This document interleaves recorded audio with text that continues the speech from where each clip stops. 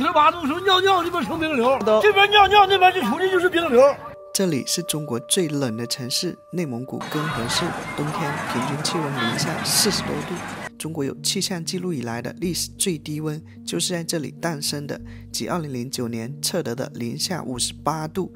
我是鼓起挺大勇气才敢来到这个被称为中国冷极的地方的，因为对于在广西长大的我来说，从小到大0度几乎是我的家乡最冷的时候了。我很好奇，在根河这里的居民是如何抵御严寒的，在冰天雪地里，这里又有怎样的生活方式呢？这里的早市和集市又有什么特别之处？下面欢迎阿叔一起走进这藏在大西洋里深处的中国最冷城市。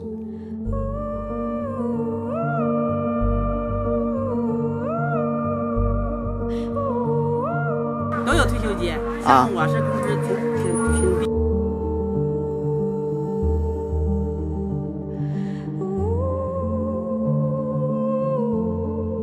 这个窗户一开，这全是水珠，像是这个空调的那个冷气一样，比空调还冷。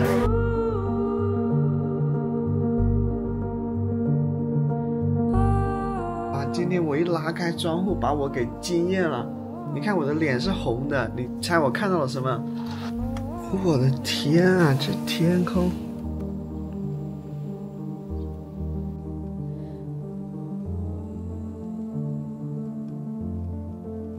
这个景象我是从来没见过的，它不是那个朝霞，朝霞它是有云的，它这个地方就是好像是很多气体啊，因为太冷了。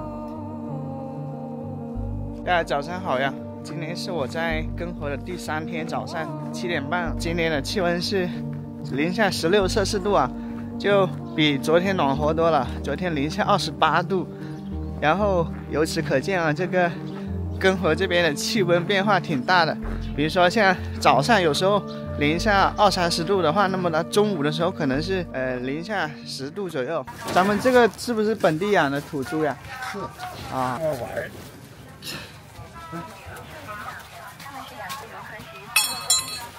现在根河市的这个市中心啊，商贸中心已经苏醒过来了，小摊在开始忙活的把这些货车上的一些他们的商品摆出来啊，各种冻货。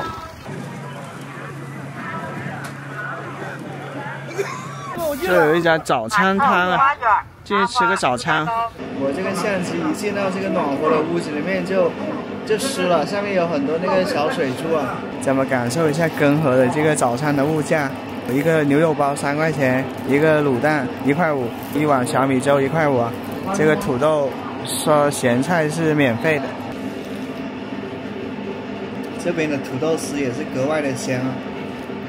如果你看过上集影片，会知道我在根河第1天吃到的排骨面和酱大骨太咸了，咸到我几乎吃不下去。当地人说，因为这里天气太冷了，人们的口味普遍比较重。这个土豆丝可能是我吃过最咸的，但这个牛肉包的话，它的牛肉馅的话就没那么咸了。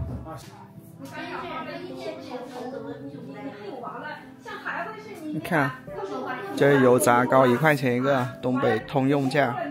然后油条是8块钱1斤啊，麻花2块钱1根。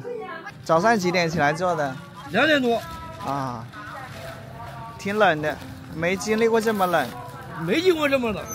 你看着吗？那写着58度呢，都到58度，说尿尿那边成冰流，这边尿尿那边就出去就是冰流。啊，零下58度，哇！零下58度几乎成了内蒙古根河市的名片。因为2009年在根河市测得的零下58度，当时上了大新闻。这是中国有气象记录以来的最低温，虽然只持续了1天，但该记录至今仍未被打破。我住的宾馆刚好就叫冷极58度宾馆。根河呢，在冬季几乎是没有任何游客的，但是这个宾馆呢，却住了10几20位从全国各地纷至沓来的主播。他们在宾馆里按月租房子，每天呢到户外直播挑战极寒。直播标题很吸引眼球，叫挑战零下58度。他们夸张啊？不是夸张，那是真事儿啊，真事儿。这边尿尿那边出冰流。哎，大哥，咱们根河的物价你觉得贵不贵啊？就猪肉贵点，别的不贵。就猪肉贵点。猪肉多少斤呢？多少钱1斤呢15哈。哦，其他地方可能13、12。对，都是在外边拉来的，养的少啊。哦，这个冻豆腐就是这么来的，是吧？对，就切成一小块，然后放在空气里面，它就变成那样了。对，哦，完了冻了装袋就卖了，等到吃前直接下锅。一般要冻多久它才能变成那边那个样子呢？看天气，天气要冷2小时，要不冷就得半天。冻豆腐。阿树闯东北系列影片已经更新了快3个多月了，本集是第39集。这39集涵盖了东北3省或值得游览或鲜有人拍过的地方。如果你是第一次看阿树的影片，推荐你按顺序观看，这样你可以对中国东北有一个更连贯的、更全局的理解。谢谢从第1集追到现在的所有观众朋友。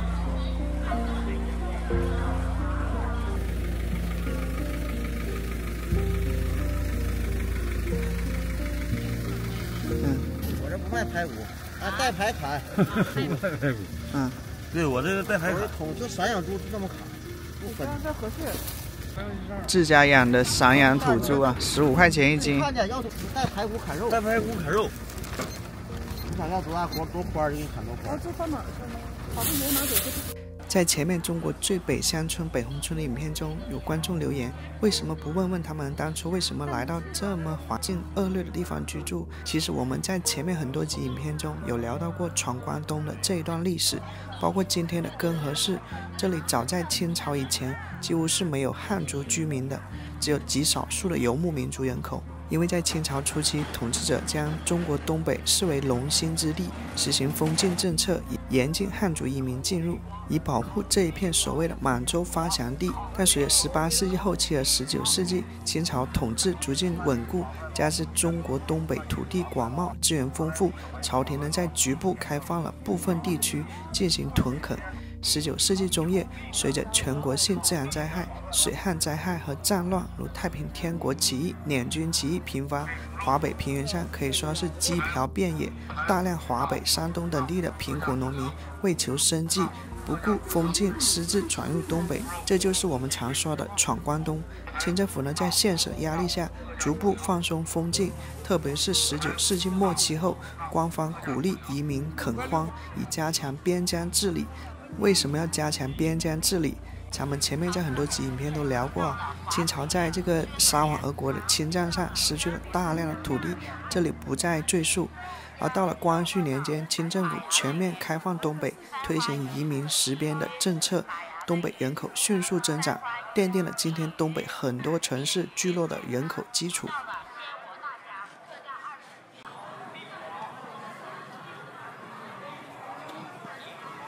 血肠杂拌，面肠荞麦面肠，杂拌，面肠荞麦面肠，血肠杂拌，面肠荞麦面肠，面肠荞麦面肠，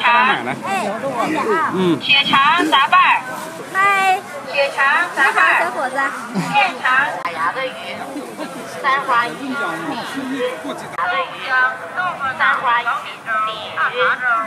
新到的鲜活大虾，特价；新到的鲜活大虾，特价25元1斤。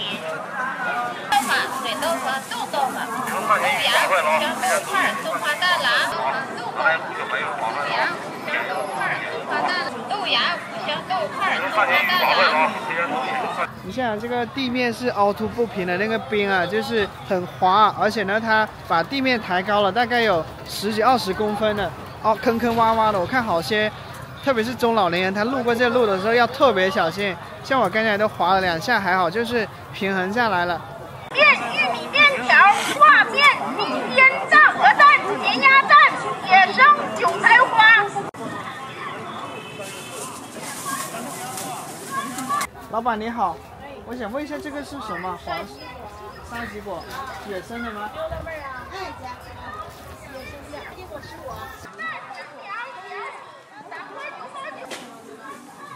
上集影片咱们聊到，根河市比漠河还冷，因为它地处大相岭腹地，地势高，方圆几百公里，是广袤的原始森林无人区，自然资源得天独厚。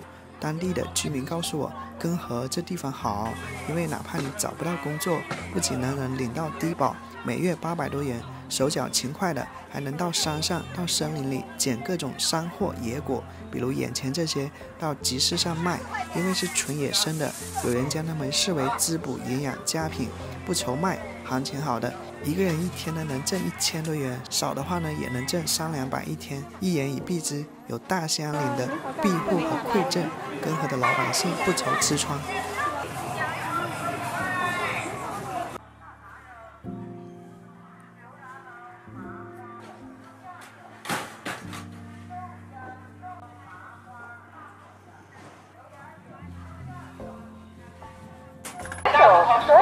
水溪不锈钢边人器，不锈钢拉。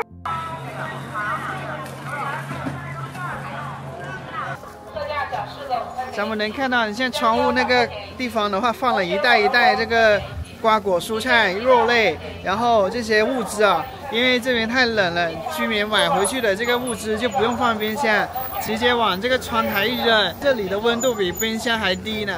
大家早上好啊，我是阿树，今天是我在中国冷极根河市的第5天了，今天开始下雪了，下了小雪，地上的积雪就变得很厚了，厚的地方有10几20公分。我反而觉得下雪没有前几天那么冷，前几天没下雪呢，能达到零下27、28摄氏度啊。但下雪的话，我看了一下，我可以不戴手套。今天的话零下10度而已。下雪了以后，这个路好走了一点点，因为这个积雪把冰层地面上的冰层给覆盖住了，就没那么滑了。走在雪中啊，感觉要紧闭着嘴啊，不然这个雪花吹到嘴里面就冰冰的。在这儿呢，因为天天了，还没回。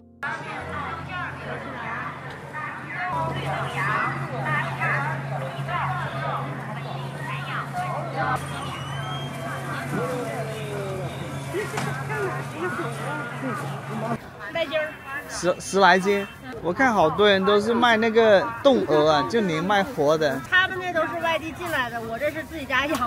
哦，我这是下蛋鹅，就是在家自己养了，为了下蛋的。下蛋的，不就3年了，就不让那下蛋了，就给他卖。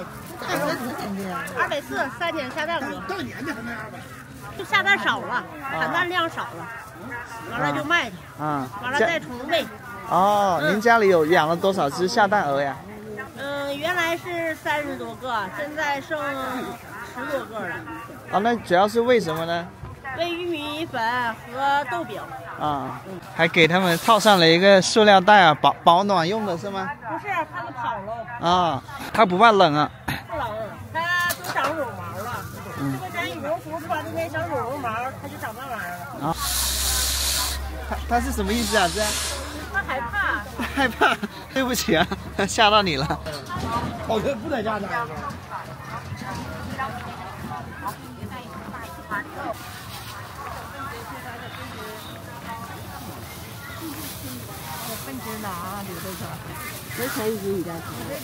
我家这是散养的树林，散养的笨鸡，它到冬天不下蛋。哦。夏天下蛋，冬天不下蛋。就它不下蛋就把它卖了。对。嗯。因为它是像过去70年代老养法，它蛋也好吃。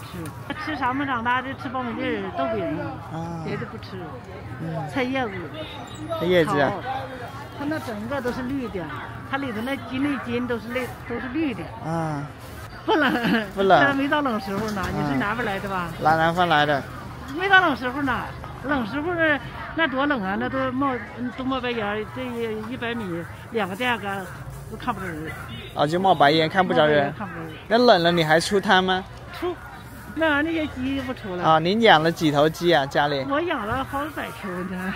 我家媳妇娘俩养的。啊，一天能卖几头呢？通常？没准儿，我这快了，回头客来了。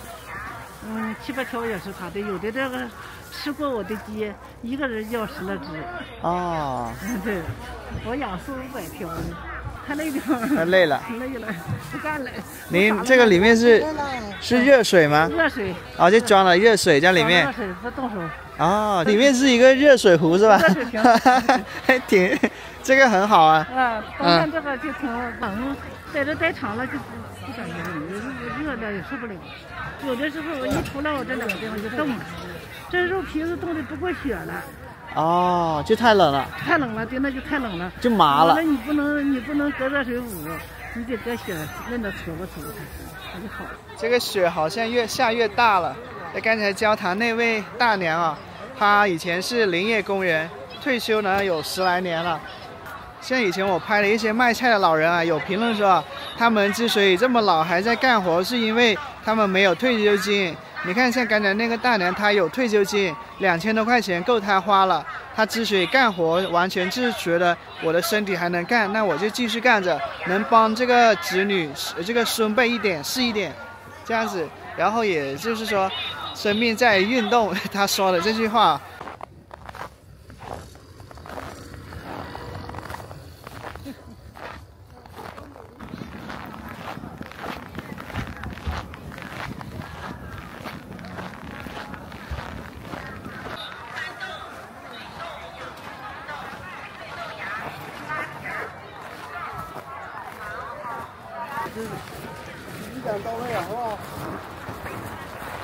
他腿受伤了呀！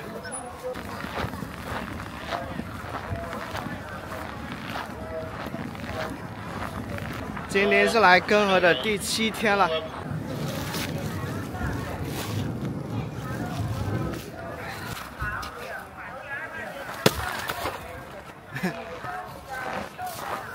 结冰了。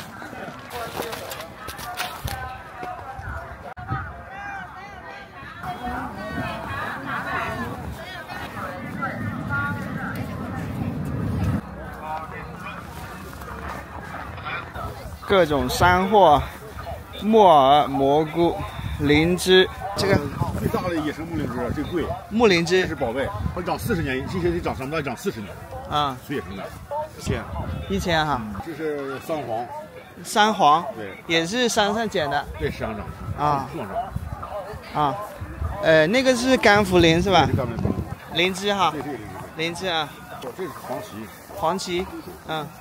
都是大兴安岭里面本地纯野生的，纯野生的。这些是您什么时候捡的呢？秋天捡的。8月份。晒干了去水了就没重量哈。这是70对，好了90，最好90。这个炖小鸡好吃。对，就是对炒肉。啊，这个260哈，而且看着就野生猴头。这咱们大兴安岭是真的好，给老百姓很多的山货，然后上山捡一捡就能挣钱了。哎，就在这玩2天，这天多好，大雪飘飘的，我了8年才。8年了，以前是做什么的？我不是这里的，我是通辽的，通辽不好，这沙漠太大，一刮风吃沙子。啊。沙土那地方啊，一整天不吃饭都不错了，酒都喝不上。咱们看到地上的鱼啊、鸡啊，都被覆上了一层雪。然后呢，像这个摊位上就直接用塑料布盖着了。参本地猪头、猪蹄儿、猪尾巴。下雪以后啊，这个农贸市场啊，农贸大市场里面是人最多的。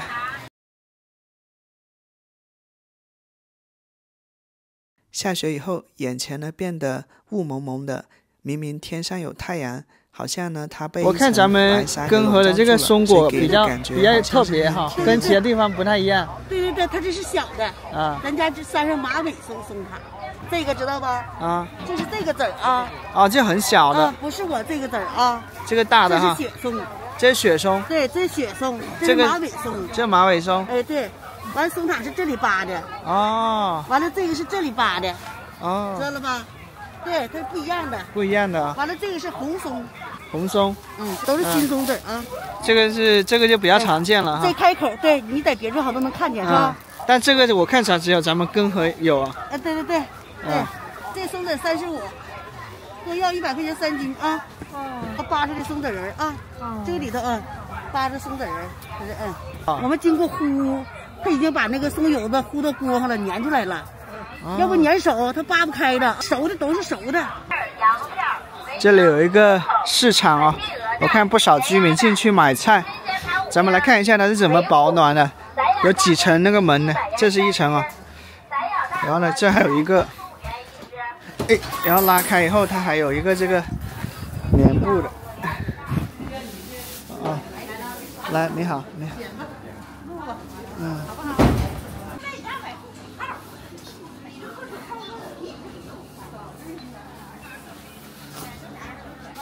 你要是啥发上呢？没到冷的时候呢，还冷时候冒烟，老冷了。啊。冷的时候都冒白烟啊，看不见。羊绒的，羊绒裤。这个150。150。啊，你要给你便宜。啊，这是做衣服是吗？这棉裤对。啊，棉裤。是外地的。哦，外地的。嗯。很久没。你们那边不用做棉裤是吧？没有，我们那边的人都不知道棉裤是什么。像咱们这边是不是家家户户都没有安装空调呢？没有，我们家没有。安空调的钱交取暖费了。啊，你的意思说咱们根河楼房里面都没空调？没有，对取暖费，对都没有空调。谁要那玩意儿？我们这旮瘩冬天不冷，夏天不热。对呀，夏天我们屋里很凉爽啊。咱们这边是地热还是暖气啊？有暖气的也有地热的。暖气跟地热是什么区别呢？地热就是铺在这底下管。哦。这底下有那个热管道。地热多一些吧？地热多一些。新楼都是地热，老楼的话就是暖气。啊。这个就是东北这边的暖气啊，暖气片。像老的一些房子啊，楼房的话，主要就是靠这个暖气片供暖，而新的楼房呢，主要是靠地热，也就是建房子的时候呢，这个地下铺了很多热水管，然后呢，通过这个供热公司。最冷是几月份呢？咱们根河？12月份。12月份。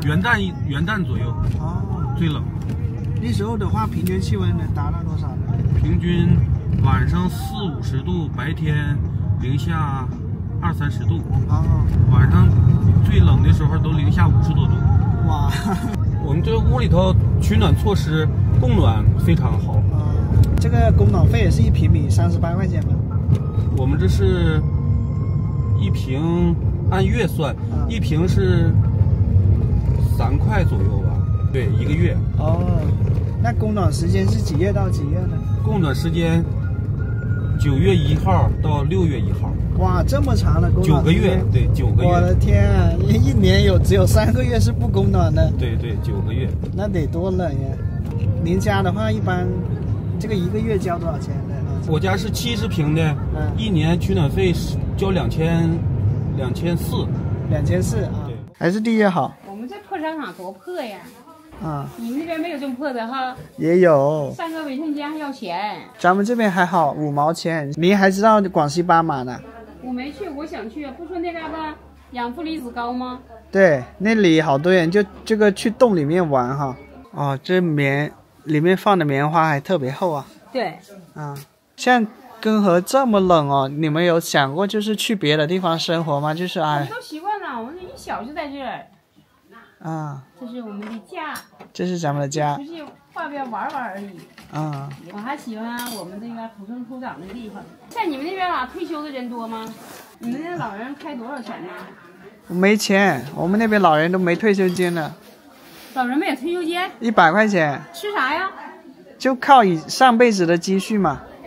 他没积蓄的话，就靠子女嘛。我们这的人就是像我们这一年的退休的，都开3000多块钱。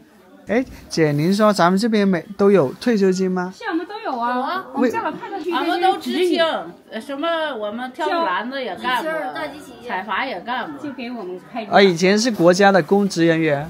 不是知青，就属于不是，就属于下乡的我们就是内蒙古，你知道吗？啊。高寒地区就是补助我们这个，就只有内蒙古有。你像那个齐齐哈尔那边了，龙江啦，都没有这个待遇，就我们这有这待遇，太冷。哦。我们都上过班，都那个干过活。你看像我们这人没上班的人，一天上班没上人还有呢。那同事没上的，那咱没办法。还开更多呢。不知道。所以说，这我们这地区就有这个待遇。人投机取巧，人家干。你看人家还开还更多呢。所以说到我们这边，你瞅我们这老头老太太，那是投机取巧。奶奶的收入老的，他都有生活费。哦。但是我们都花不了，一点儿一点儿。都给子女花了。花不了就分给他点儿呗，分享点儿。就说我们这边的老年人，个个都是金蛤蟆，都有钱。我都是金蛤蟆。看我们这一天溜达的，背着手，全都开工资。哇，那太羡慕了吧！我去烟台，你知道吗？就像我这年的老太太都没有工资啊，她就去卖一点菜，拿一点零花钱。你还说那个呢？我家儿媳妇找对象不就照着我这个找吗？找了半天3个姑娘，一个没找着我。就想找那个有退休金的。有退休金的，家庭那个好一点的，可找不着啊。咱看我有机会吗？老多人来呀，就上我家来买这个，都特色。这是小米绿豆饼、荞麦饼、小米儿、豆馅儿，这是薏仁儿，这是全麦，这是荞麦，这是土豆。在前年，也就是2023年的时候，我在云南大理的田间地头看到好些60、70岁的老年人吧，干着并不轻松的体力活，才知道他们每个月有100多元的一个退休金吧。有退休金跟没有退休金的老人，可以说过的是很不一样的生活。如果你对这个话题感兴趣，我推荐你看一下这集影片。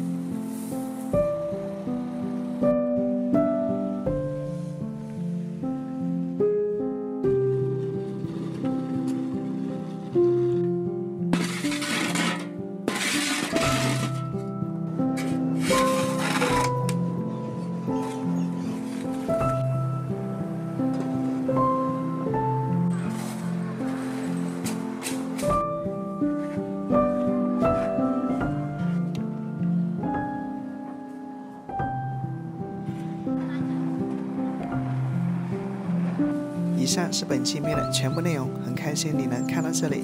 如果你觉得拍得不错，请记得帮我点赞、订阅我的频道哦，这对我是很大的支持。